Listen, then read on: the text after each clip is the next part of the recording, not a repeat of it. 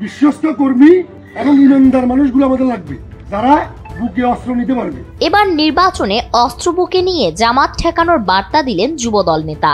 চট্টগ্রাম ১ মিরসরাই আসনে নির্বাচনী প্রস্তুতির অংশ হিসেবে আয়োজিত একটি উঠান বৈঠকে জাতীয়তাবাদী যুবদল চট্টগ্রাম উত্তর জেলার সহ সাংগঠনিক সম্পাদক ইফতেখার মাহমুদ জিপসন জামাত ঠেকাতে অস্ত্র হাতে নেওয়ার বার্তা দেন। সামাজিক যোগাযোগ মাধ্যমে ভাইরাল এক বক্তব্যে যুবদল নেতা জিপসনকে বলতে দেখা যায়, বিশ্বস্ত কর্মী এবং ইমানদার মানুষগুলো আমাদের লাগবে, যারা বুকে অস্ত্র নিতে পারবে। এরপর শ্রোতাদের উদ্দেশ্য করে বলেন, পারবেন? শ্রোতারা সমর্থন দেয়। এরপর তিনি বলেন, জামাত নো ম্যাটার, ধর্মের দোহাই দিয়ে রাজনীতি বিএনপি করে না। বিশ্বস্ত কর্মী এবং ইমানদার মানুষগুলো আমাদের লাগবে, যারা বুকে অস্ত্র নিতে পারবে। পারবেন? বুকে অস্ত্র নেওয়া যাবে।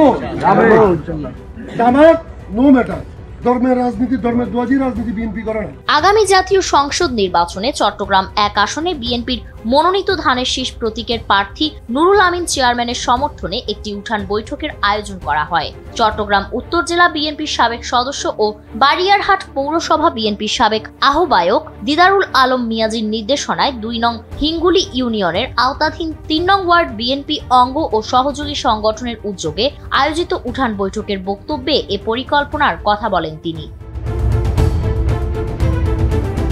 উঠান বৈঠকে দেওয়া এই মন্তব্যটি স্থানীয় রাজনৈতিক অঙ্গনে আলোচনা সৃষ্টি করেছে। নির্বাচনকে কেন্দ্র করে এমন ঘোষণা স্বাভাবিক পরিস্থিতি ব্যাহত করতে পারে কিনা সে নিয়েও উদ্বেগ দেখা দিয়েছে। তবে এ বিষয়ে এখনো দলের কেন্দ্রীয় পর্যায় থেকে কোনো মন্তব্য পাওয়া যায়নি। ফারিন রহমান প্রীতি, এনপিবি।